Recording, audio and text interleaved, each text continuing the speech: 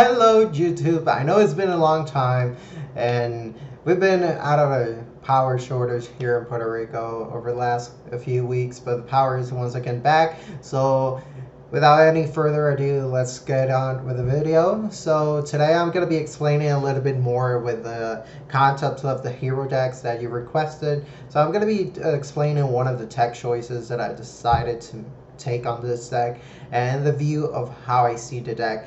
Like most of the many times I'm seeing like, hey, I'm using heroes, and even the last YCS this past weekend on North Carolina, I think there wasn't any hero deck on top 32.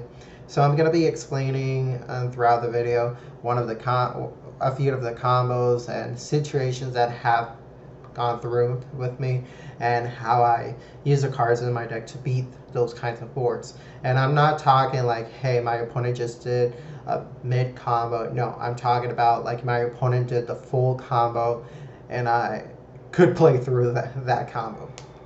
So I'm going to be explaining. Without any further ado, let's get on it. Okay, so without further ado, let's get on with it. So I'm going to start with the monsters. We got a 44. Right now we have a 44 card main deck. We're playing 22 monsters, 22 spell cards. Starting with the most basic monsters that we have is the 3 Stratos, the 2 Shadow Mist, the 1 Solid, 1 Liquid, and 1 Honest Neos. I think this is the correct ratio. So basically, since my build is more for going second, I need a lot of elemental heroes. That's the reason that I'm maxing on the elemental heroes Stratos, because I know that many of you guys are playing just 2 or even 1. So my main reason is, since I'm using some of the tech cards like Super Poly, you just want to get the elemental hero, because once you get the elemental hero on the field, you have basically access to any type of fusion, and you can start to break your opponent's board with it, specifically an elemental hero. For that reason only, is that on this package, I think that elemental hero is Stratos is the better starter than Vion. For that reason only. Then that was for the elemental hero. The Shadow Mist, this is standard. Solid Soldier, I like to still play it because at the same time it gives you an extra body, since if you use it for Super Poly, you also gain the effect of, when it's normal summon, you can special summon one from hand, or you can either do Super Poly, send a Ferris, for example. You use a Super Poly target, you summon a fusion, and then you use Solid Soldier effect in graveyard, and you summon back Ferris, and you have Ferris combo. And at the same time, you didn't have to discard, you didn't have to normal summon him. That's one of the broken pieces of like Solid Soldier. Then, and at latest, if you get, for example, sometimes your opponent just wants to do the effect of either Ash Blossom to Stratos, and you normal summon Solid Soldier, they say that it's okay, then you summon Stratos, you use its effect, and then they're like, negate the Stratos, and then if you don't have anything else, since you already have 2 monsters on board, you can do Verda Anaconda and go from there. Then the 1 Liquid, 1 Honest, this is where the OTK comes up really often. This is part of the combo. Then for the Vision Hero package, I played the 3-2-1.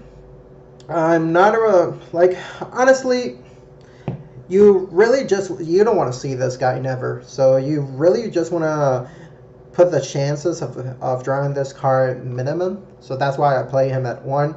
But sometimes, like, it's not going to be like you're never going to draw it. Sometimes you can draw this card, and it's gonna suck so bad, but you know what, you can discard fodder. Like, you can still use Ferris. Normally you're not gonna do the combo, but you can just discard, have 2 monsters on board, and just do Verda Anaconda as well.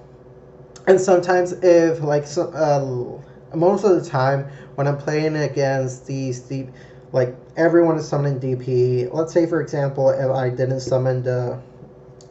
get the Super Poly, but I got a Forbidden Droplet or something like that, and they just summoned the DP on defense. Sometimes I can discard him by Forbidden Droplet, summon a monster, go to battle, take damage, and then since I take damage and this card is in the grave, I can activate the effect, put it on the spell and trap card zone, and then go from there.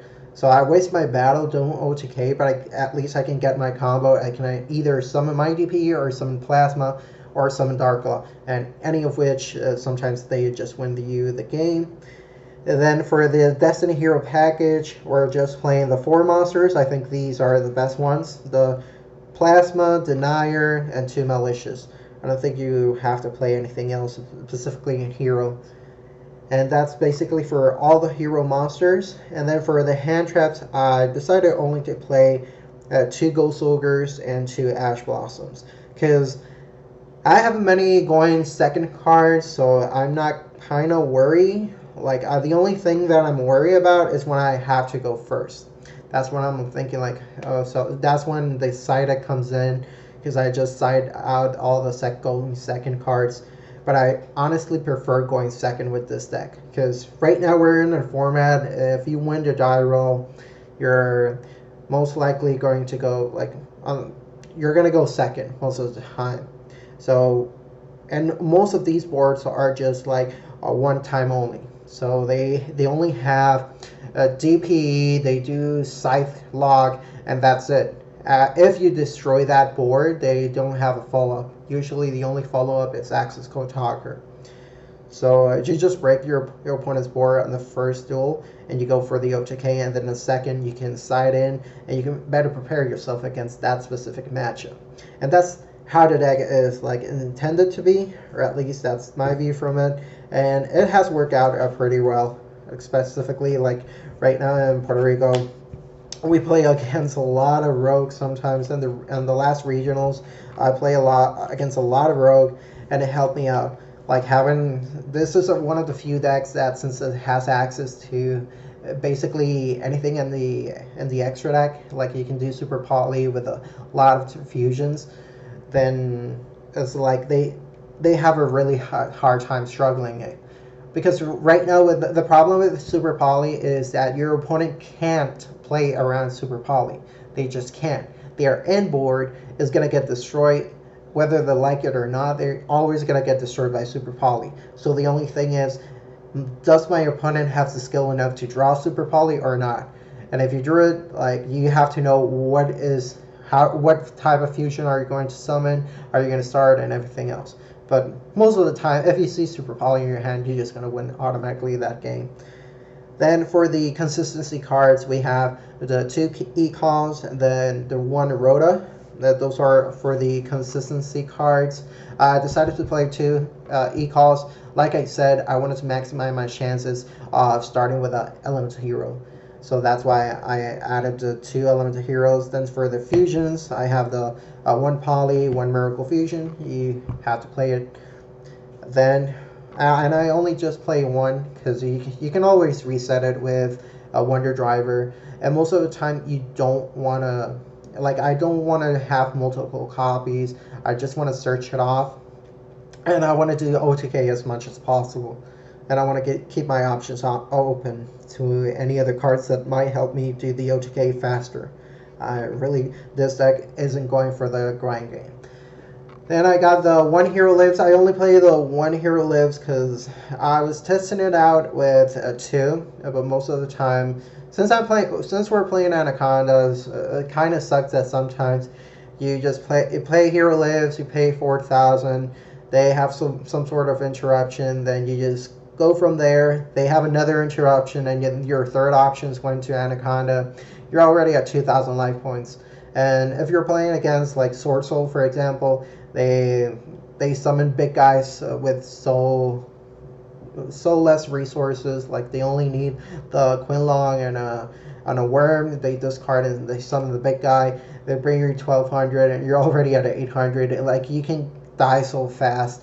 And most of the time, like, let's be serious. Hero Lives is the card that almost never is going to resolve, because it's always going to get Ash. This is the Ash bait, because you can either just, if you already have Stratos on hand, then you just summon Shadow Mist, so you can add the match change, so you can have something for follow-up. Or if not, then you summon Stratos and you start going from there. But most of the time, this card is going to get negated. But it's up to you guys. You can either play this at 2 or 1.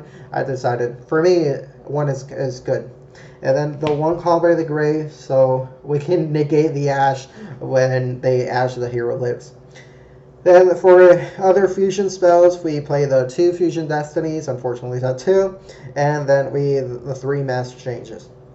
And then for the going second cards, you notice that I didn't play like many hand traps, and then so this is because I don't play many hand traps, because this deck is going purely second. I just want to break my opponent's board and do the OTK as fast as possible. So most of the time, most of my duels are just like my opponent going first, I go second, that's it, and then we go from game 2. Like Heroes is not a deck that really wants to go to grind game, because obviously there's such things that like DP. Any other players will have the Celestial, which they can draw. They have the Brave token, they can bounce things up.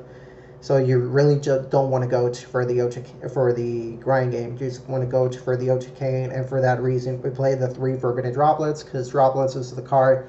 It's one of those cards that basically they can't do anything about it.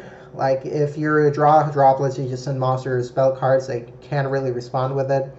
So it's gonna resolve. You're gonna negate your opponent's board, and they only are gonna have, if they have hand traps, that's basically their only form of interruptions. Then we got the 3 super polys. Super poly is basically the same thing. If you draw either one of these, you have a good chance, because it doesn't matter what their end board is going to be. Like, you're going to break it for sure. And this is with only 2 cards. And then for rogue decks, I decided to play the 2 Cosmic Cyclones. Basically, you have to be prepared, specifically against here in Puerto Rico, like many persons would like to play like something like Eldritch, Mystic Minds, stuff like that in the main deck. You just have to be prepared for it. If you don't, then you're gonna get punished. And at the same time, this works really well. If you have to go, like if you want the die roll and you decide to go first, for example, like this works really well against a Brave token engine, because they just summon right. They start to do the Fateful Adventure, or they already wait for the spell card, the equip spell card. It is Cosmic there. And the last one is going to be Raigeki. Raigeki obviously helped me really well. Last regionals, which was like over 2-3 weeks ago, it worked really well. One of the games I won, it was against a really rogue deck, anti-meta deck. And I think I won because of Raigeki. I wasted like Super Poly, didn't do anything, because he summoned Fossil, Dynaphocyphalo with Moon Mirror Shield, and basically he then set like Dark Bribe, Sullen Judgment, stuff that negated, and I just kept drawing and didn't draw anything, and at the end I just did Raigeki for game.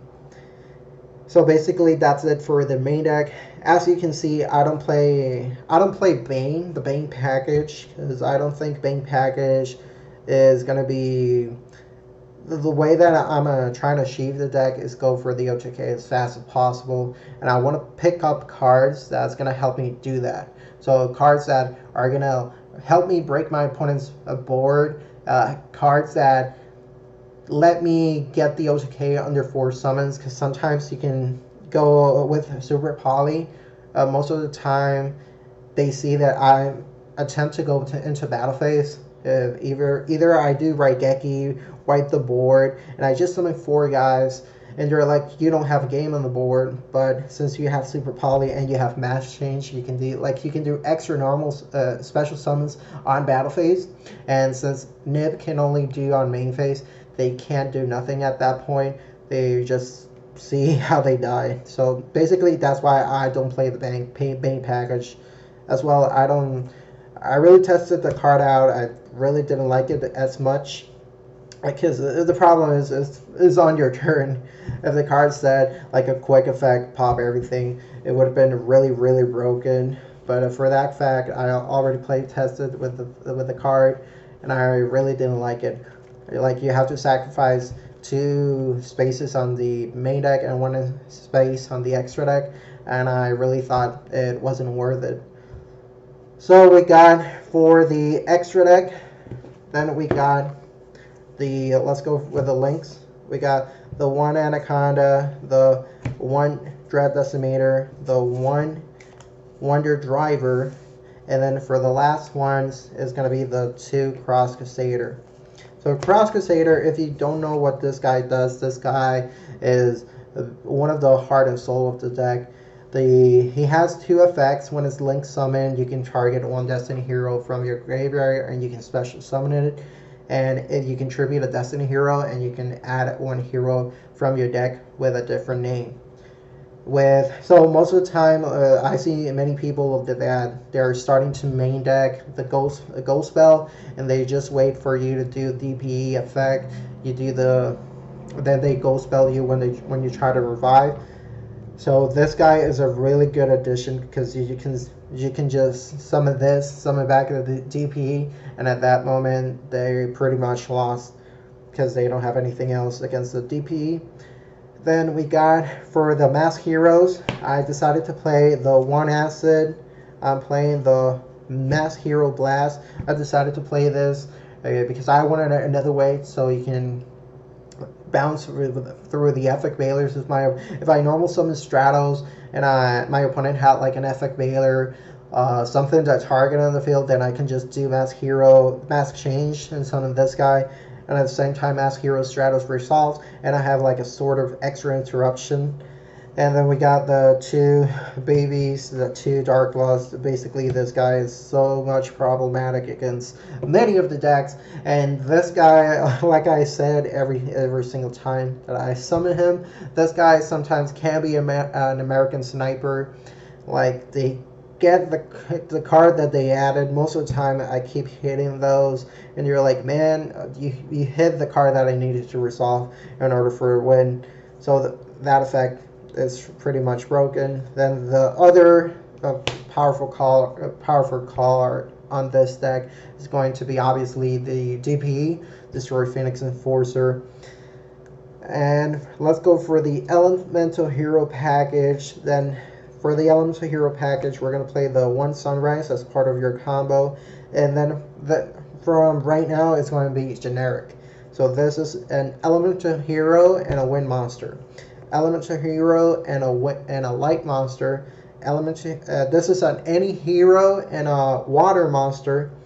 And then the last one is not an Elemental Hero, but helps break your opponent's board. Is Mud Dragon. So 2 monsters with the same attribute but different types.